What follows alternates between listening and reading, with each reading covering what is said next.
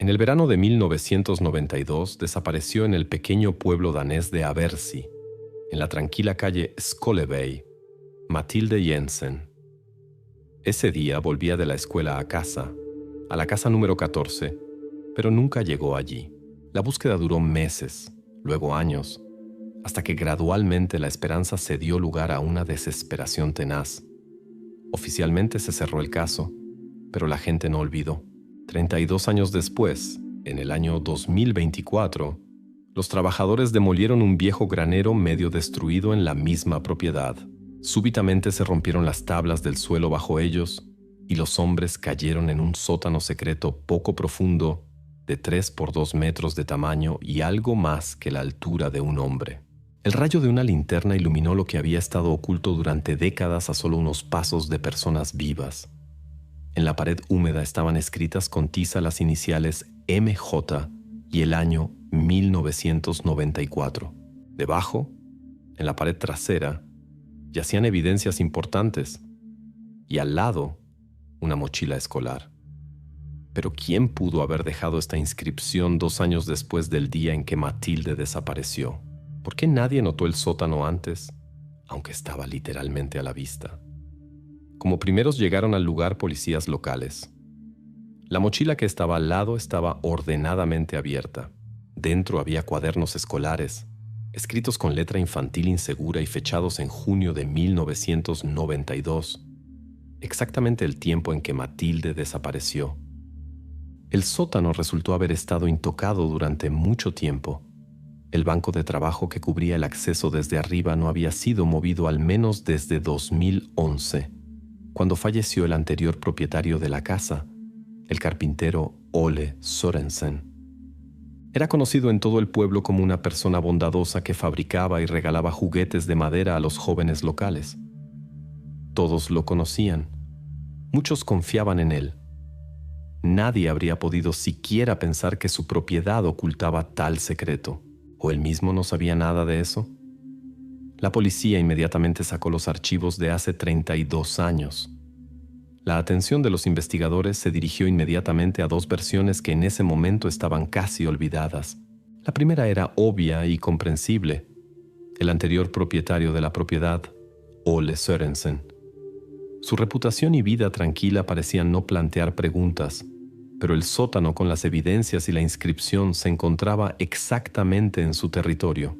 Ole mismo había fallecido hace 13 años, y ahora cualquier investigación solo podía basarse en documentos conservados y recuerdos de los vecinos.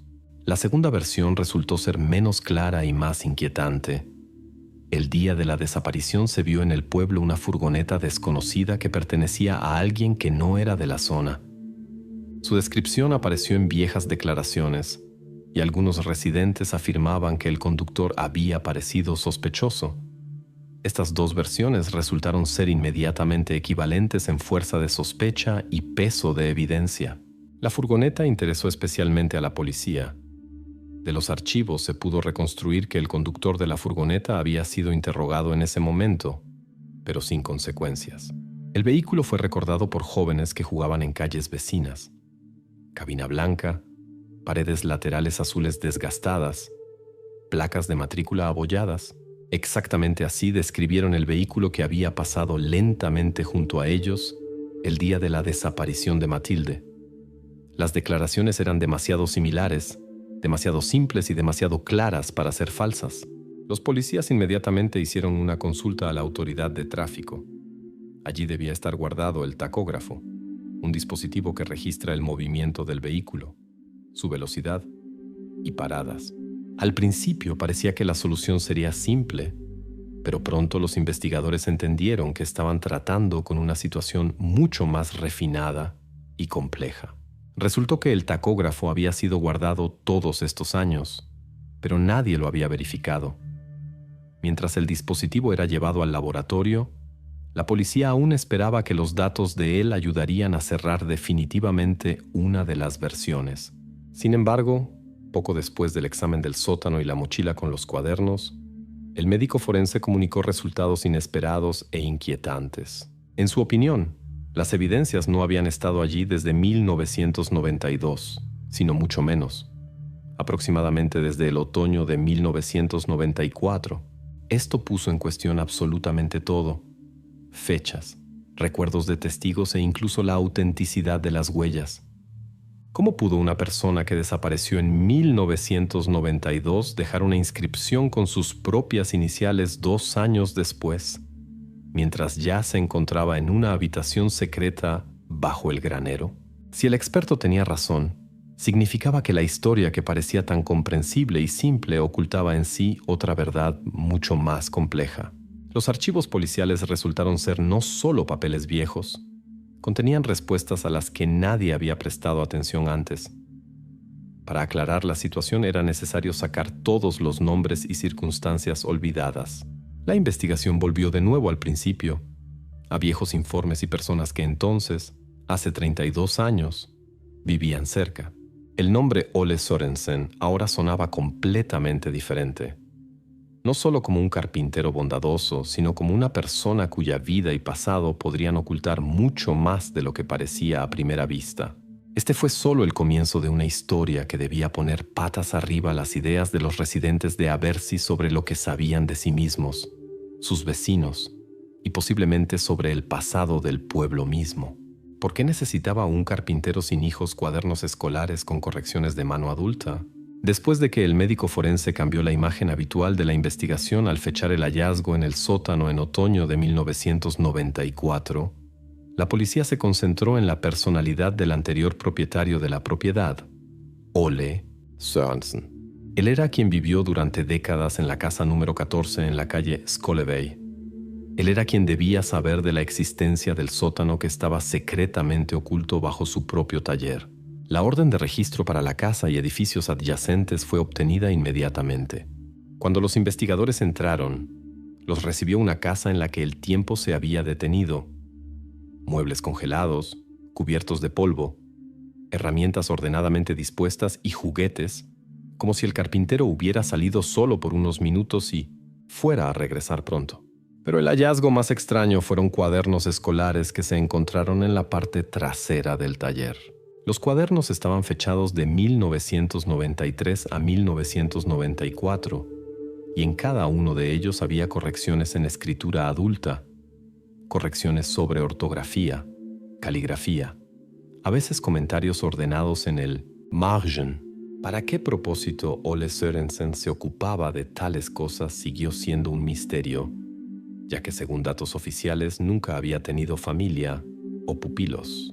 Algunos días después, la policía logró descubrir en los archivos bancarios de la ciudad de Sorø, que estaba a 17 kilómetros del pueblo, otro hecho extraño del pasado del carpintero. Durante casi 2 años, comenzando en la primavera de 1993, Ole compraba regularmente cada 6 semanas el antibiótico amoxicilina 250 miligramos. Las recetas estaban emitidas por un médico a nombre de Anna Sørensen. En ese tiempo, las farmacias danesas no exigían proporcionar el número personal de ciudadano al comprar medicamentos, por lo que la verificación de la realidad de la existencia de esta Anna resultó no ser simple. Sin embargo, los archivos municipales y registros de habitantes mostraron claramente: ni en Abercy, ni en Sorø, ni en otras comunas más cercanas, había estado registrada jamás una persona con este nombre. La dosificación del antibiótico era como se prescribe normalmente a grupos de edad más jóvenes. Esta circunstancia confundió aún más la investigación. ¿Para quién compraba Ole Sørensen medicamentos? ¿Y quién se ocultaba detrás del nombre inventado Anna Sørensen, cuya existencia no pudo ser confirmada? La investigación tenía 2 preguntas obvias. ¿Podría el carpintero haberse casado secretamente y estar ocultando una esposa en la casa? La verificación de documentos en la oficina municipal excluyó completamente esta posibilidad. No existía información sobre un matrimonio de Ole Sørensen. Entonces surgió otra versión. Tal vez Ole había tomado secretamente a alguien bajo su cuidado, a quien conscientemente ocultaba de miradas ajenas. Pero también aquí las fuentes oficiales respondieron negativamente. Ni adopción ni tutela oficial estaban registradas. Sin embargo, los residentes de Abercy fueron interrogados nuevamente. Entre ellos estaba el vecino Hans Larsen, quien afirmó que en el otoño de 1993, ya en el crepúsculo, había visto en el patio de la casa Sørensen a una mujer desconocida. No pudo describirla detalladamente, ya que la distancia a la casa era de más de 50 metros y la iluminación ya era insuficiente.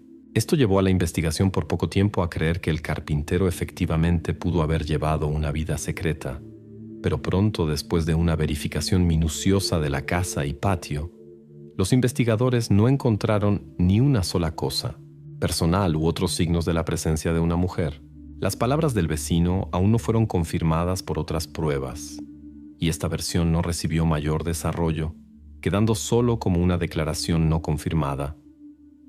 Las declaraciones de Larsen comenzaron a parecer rápidamente dudosas. Varios vecinos confirmaron que Hans en aquellos años se quejaba a menudo de mala vista y una vez confundió a otro vecino con un extraño. Además, el examen minucioso de la propiedad de Ole y el interrogatorio de los habitantes locales no dieron absolutamente ningún rastro de la estancia de una mujer desconocida. Así, las declaraciones del vecino resultaron ser solo un camino falso que llevaba a la nada. Paralelamente, la policía se concentró en los viajes de Ole a la farmacia en Sorø. La verificación de las rutas de autobús y el interrogatorio de los conductores confirmaron que el carpintero viajaba regularmente en el autobús número 421 y luego caminaba aproximadamente 600 metros hasta la farmacia. Todo esto ocurría con regularidad invariable de un mes y medio y mostraba que Ole Sørensen estaba muy interesado en obtener el medicamento. Pero pronto la investigación recibió un resultado que se convirtió en un nuevo shock. Entre los objetos personales encontrados en el sótano junto a las evidencias, había un peine de joven. El análisis de ADN realizado arrojó un resultado inesperado. En el peine se descubrieron rastros biológicos que coincidían en un 98,7% con la ficha dental del propio Ole Sørensen. Este hecho se convirtió en el punto de inflexión. ¿Cómo podría aparecer material biológico del carpintero sin hijos en un objeto personal encontrado en una habitación oculta junto a las evidencias de Mathilde? Los expertos comenzaron inmediatamente a buscar una conexión entre las extrañas recetas de antibióticos encontradas en el archivo del Banco de Sorø y el sorprendente hallazgo biológico. Ahora la investigación esperaba los resultados de exámenes de laboratorio más profundos, con la esperanza de obtener una respuesta definitiva a la pregunta de qué exactamente ocultaba Ole Sørensen en su vida y qué secreto guardaba la calle Skolevej en el silencioso pueblo de Aversi todos estos años. ¿Por qué negaba a la familia de Mathilde sus visitas al taller de Ole Sørensen, aunque los registros escolares atestiguaban lo contrario? Para entender la historia de la desaparición de Mathilde, la policía tuvo que mirar su vida diaria antes del momento de la desaparición. Cada vez más frecuentemente, la atención de la investigación comenzó a atraer una extraña discrepancia entre las palabras de los padres de Mathilde y los documentos oficiales de la escuela. Los padres aseguraron a la policía de manera confiada y categórica que su hija nunca había ido al taller de Ole Sørensen. En una entrevista grabada en junio de 1992, la madre de Mathilde insistió firmemente. Su hija había tenido miedo de las máquinas e incluso había evitado el taller de la escuela. Pero los registros en el diario de las clases de trabajo manual, descubiertos por la investigación, atestiguaban lo contrario. En estos documentos estaba claramente indicado que los estudiantes de la escuela en el pueblo de Aversi, entre los cuales estaba también Mathilde, visitaban la casa número 14 en la calle Skolevej, como parte de excursiones especiales de trabajo manual. Las visitas no eran individuales, se repetían con una periodicidad de una vez al mes. El maestro de trabajo manual, Erik Mortensen, confirmó esta información y explicó a la investigación de manera tranquila y segura que Ole Sørensen mostraba gustosamente su taller a los jóvenes, enseñaba habilidades básicas en el manejo de la madera y siempre mantenía todas las medidas de seguridad necesarias. Estos hechos plantearon serias preguntas sobre la familia Jensen. ¿Por qué negaban los padres de Mathilde con tal persistencia el contacto obvio de su hija con Ole Sørensen, a pesar de las claras evidencias de lo contrario? Posiblemente temían algo o evitaban conscientemente la revelación de algunos detalles del pasado. En los protocolos del interrogatorio repetido en junio de 1992, la madre de Matilde subrayó una vez más: su hija había tenido pánico a las herramientas, al ruido y al polvo, que eran una parte inevitable del trabajo con madera. Pero la investigación recibió inmediatamente varias refutaciones. Los compañeros de clase de Matilde contaron con confianza sobre sus visitas al taller e incluso mencionaron que Matilde había estado allí varias veces con ellos. Sin embargo, los padres continuaron negando confiadamente las visitas, lo que puso a la investigación ante la necesidad de profundizar más.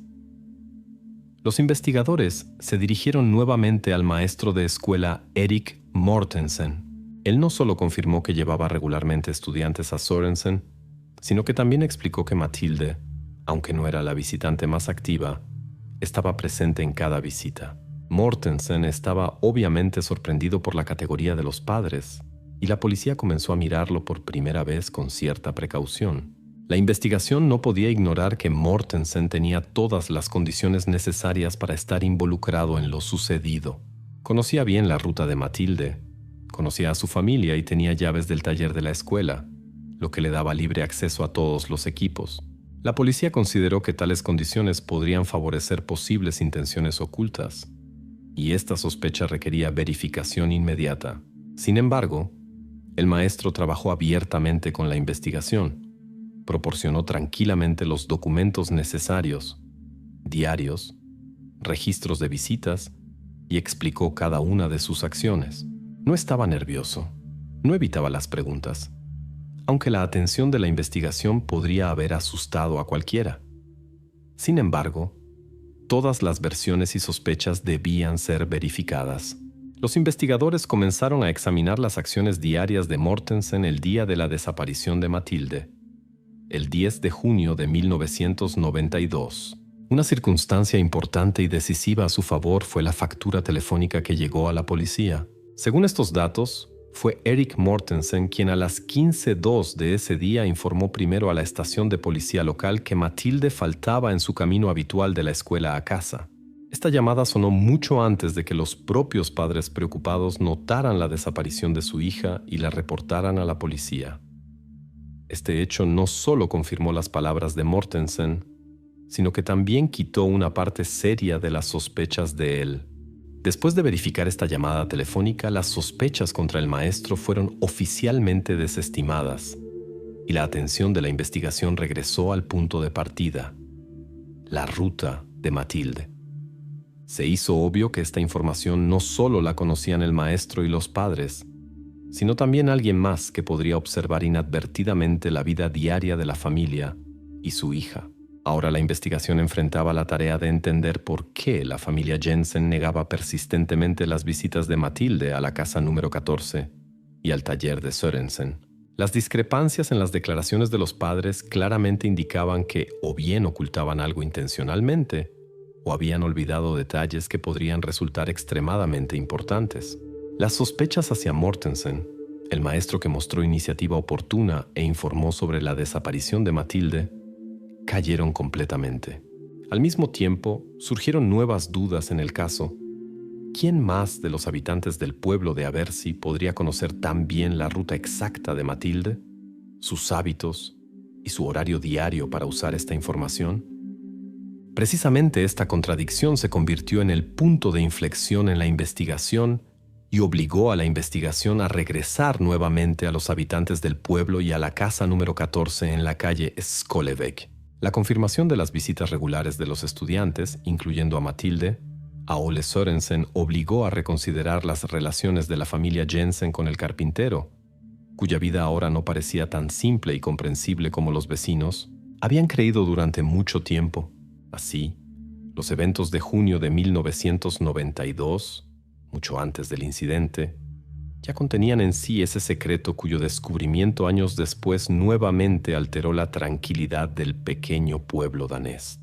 ¿Quién exactamente emitía las recetas a nombre de Anna Sørensen si tal mujer nunca había existido? Avanzando más, la investigación regresó nuevamente a los archivos de los registros farmacéuticos de Soro. Se prestó atención especial a las recetas del antibiótico amoxicilina 250 miligramos, que fueron emitidas regularmente a nombre de Anna Sørensen en los años 1993 a 1994. El examen de la documentación mostró que bajo cada una de tales recetas estaba la firma de la doctora Lotte Grönbech, una médica familiar conocida en ese tiempo. El interrogatorio de Grönbech arrojó luz sobre detalles largo tiempo olvidados. La doctora recordó que en el otoño de 1993, efectivamente se acercó a ella un hombre que se presentó como padre y trajo a una joven enferma para examen. Explicó que la joven era muy tímida y no quería salir del coche. La doctora Grönbech, que quería ayudar y no vio nada inusual en la petición, realizó el examen directamente en el asiento trasero del coche. Según la declaración de la doctora, la joven tenía signos obvios de una infección crónica de las vías respiratorias. Grönbech prescribió un antibiótico y emitió una receta, registrando a la paciente provisionalmente como Anna Sørensen, ya que el hombre acompañante prometió proporcionar más tarde los datos necesarios y el número CPR. La investigación preguntó a la doctora sobre la razón de un examen tan inusual fuera de la clínica. Grönbech explicó que el padre era convincente y persistente. No había nada amenazante en su comportamiento. Dijo que la joven tenía pánico a las personas extrañas y no podía permanecer tranquila en la clínica. La doctora, movida por la compasión, decidió no insistir y realizó el examen bajo tales condiciones informales.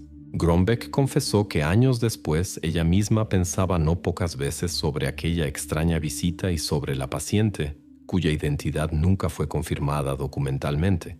Pero en 1993, tales prácticas informales no se consideraban completamente inadmisibles en Dinamarca. Mientras tanto, la investigación verificó cuidadosamente los registros del archivo médico. Las recetas emitidas por la doctora Grönbech eran auténticas y jurídicamente correctas, excepto por la falta del número CPR de la paciente. Sin embargo, esto no violaba jurídicamente las normas de entonces, y la doctora era bien conocida como una especialista concienzuda y respetada. Los investigadores decidieron por precaución verificar sus contactos y biografía para excluir la probabilidad de su complicidad. El interrogatorio adicional de Grönbech y la verificación de sus contactos anteriores no revelaron conexiones sospechosas o peculiaridades en el comportamiento. La doctora gozaba de una reputación impecable. Era una especialista respetada. Nunca antes había tenido problemas con la ley.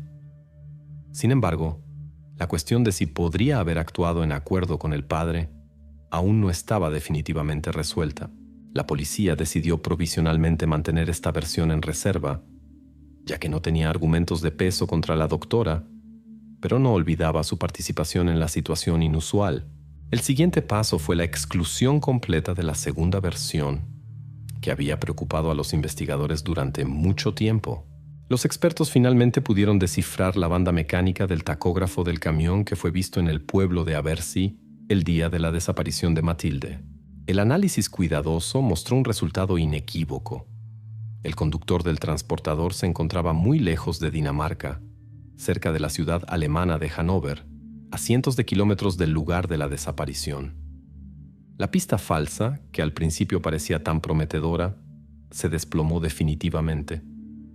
Ahora la policía entendía claramente que el caso se reducía a un solo nombre: Ole Sørensen. La versión del camionero resultó ser nada más que un error de memoria y casualidad. Al principio, su presencia en el pueblo el 10 de junio de 1992 parecía plausible, ya que varios habitantes locales recordaban el transportador descrito por los jóvenes, pero ahora quedó claro que el vehículo que había quedado en la memoria de los habitantes locales no tenía ninguna relación con la desaparición de Matilde. Este episodio fue oficialmente cerrado por la policía, eliminando completamente al conductor extranjero de la lista de sospechosos. La investigación volvió a los registros de las recetas para el antibiótico. La doctora Grönbech no solo confirmó el examen de la joven en el otoño de 1993, sino que también proporcionó a la policía información adicional que convenció a los investigadores de la veracidad de sus palabras. Describió la marca y color del coche, coincidían con el coche registrado a nombre de Ole Sørensen. Al mismo tiempo, la policía realizó una verificación de los vecinos de Sørensen para confirmar o refutar los datos de la doctora.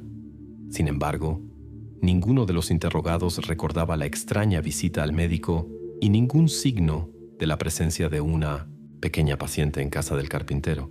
Dado que la versión del camionero ahora estaba definitivamente excluida, toda la atención de la investigación se concentró en la personalidad de Ole Sørensen y su papel en los eventos. El carpintero, conocido en todo el pueblo como una persona silenciosa y benevolente, ahora se convirtió en el principal y único sospechoso. El hecho de que tuviera una joven enferma que se ocultaba bajo el nombre de Anna Sørensen no dejó otra opción a la investigación. Ahora solo quedaba entender por qué Matilde llegó al sótano solo en 1994, 2 años después del día en que fue buscada por primera vez. La investigación se acercaba al punto donde las respuestas a preguntas antiguas planteaban nuevos enigmas que requerían un análisis cuidadoso adicional de todos los detalles del pasado de Ole Sørensen y del secreto que podría haber guardado durante más de 30 años. 32 años después, el misterio de la desaparición de Matilde finalmente fue esclarecido. Según los datos de la investigación NESC, el 10 de junio de 1992, Ole Sørensen propuso a Matilde que viniera a su taller para ver un nuevo torno. Ella confió en el vecino, que siempre parecía inofensivo, pero ese día, el camino a casa terminó en el Gårdkelder, una habitación subterránea húmeda cuidadosamente oculta bajo el taller. Nadie sospechaba siquiera su existencia. Los siguientes 2 años, Matilde los pasó exactamente allí. Sørensen le enseñó a leer y escribir e intentaba mantener una apariencia de normalidad. Como prueba de esto, la investigación presentó los cuadernos escolares encontrados anteriormente en el taller. Las correcciones sistemáticas y notas de un adulto, hechas por la mano de Ole, confirmaron que intentaba enseñar a Matilde independientemente. Al mismo tiempo, Matilde sufría de ataques frecuentes de neumonía. Debido a la constante humedad y frío del sótano, su salud se deterioraba gradualmente. Para asegurar el tratamiento y mantener en secreto su existencia, Ole Sørensen se dirigió al médico local, la doctora Lotte Grønbech, usando una identidad inventada, Anna Sørensen, supuestamente su esposa. Así logró obtener regularmente antibióticos sin preguntas innecesarias. La doctora Grønbech confirmó estos hechos completamente y añadió que la paciente parecía enfermiza y demacrada, pero no hablaba con ella. La doctora fue reconocida oficialmente por la investigación como una persona que actuó por error y de buena fe. Su complicidad fue completamente excluida. Las últimas dudas desaparecieron después del análisis profundo de las pruebas. Los expertos forenses confirmaron que el material biológico de Ole Sørensen, descubierto en el peine y la manta en el Gårdkelder, lo conectaba inequívocamente con lo que pasó en el sótano. Además, se encontraron las huellas dactilares de Matilde en una pieza de madera fechada en 1993. Esta prueba indicaba que vivía y lo ayudaba en el taller, ya después de su desaparición oficial. Entre las pertenencias de Ole se encontraron recibos de caja de una tienda de ropa infantil. El tamaño de la ropa en los recibos coincidía completamente con el tamaño supuesto de Matilde en ese tiempo. También se descubrió el diario personal de Ole Sørensen, que cerró definitivamente todas las preguntas. Una entrada de julio de 1994 testimoniaba lacónicamente sobre el estado grave de Matilde. Hun hoster igen. Ella tose otra vez. La tarea más difícil fue la reconstrucción de las últimas 48 horas de Matilde. Los expertos modelaron las condiciones en las que se encontraba. La temperatura no subía por encima de 7 grados Celsius. La humedad era de aproximadamente 90%. Bajo tales condiciones, el organismo debilitado no tenía oportunidad de recuperación. En el otoño de 1994, la región fue golpeada por un ciclón húmedo persistente que provocó una neumonía severa. Según el dictamen de la experticia, Matilde Jensen perdió la vida el 2 de noviembre de 1994, sin recibir el rescate. En ese tiempo, Literalmente a 200 metros de la casa de Sorensen, en octubre de 1994, tuvo lugar una búsqueda de voluntarios. Examinaron cuidadosamente las áreas más cercanas, pero no escucharon ruidos o gritos de auxilio. En el Jordkelder era imposible escuchar voces desde afuera, y la voz de una persona debilitada no podía superar la capa de tierra y las tablas con las que estaba cerrada la entrada. Este detalle trágico subrayó cuán cerca estuvo la posibilidad de descubrir a Matilde, y al mismo tiempo, cuán lejos. Más de 3 décadas después, la investigación pudo juntar todo el cuadro. Se estableció el hecho de que el único responsable en esta historia fue Ole Sørensen, quien falleció en 2011 y no llevó responsabilidad jurídica. Se llevó para siempre la respuesta a la pregunta sobre los motivos que lo llevaron a este delito, pero los hechos señalaron claramente su culpa y responsabilidad por el desenlace trágico. Formalmente el caso fue cerrado in memoriam, ya que jurídicamente ya no había nadie a quien responsabilizar. El archivo del caso Nesk DK Cold 40 y 724 fue puesto bajo estricto secreto. El acceso a él es limitado. Con esto, las autoridades pusieron un punto final a una de las historias más confusas y trágicas de la criminalística danesa. Los habitantes del pueblo de Aversi no podían creer durante mucho tiempo que el vecino silencioso y amigable fuera capaz de tal cosa. Ahora, 32 años después de la desaparición de Matilde, su historia se convirtió no solo en un recuerdo terrible del pasado, sino en un símbolo de cuán ocultos pueden estar los lados más oscuros de las personas que viven junto a nosotros y parecen inofensivos. Para las fuerzas del orden de Dinamarca, esto se convirtió en una lección dura pero importante. Algunos secretos no se revelan durante años, e incluso cuando se encuentran respuestas, eso no siempre trae alivio, solo una sensación de finalización.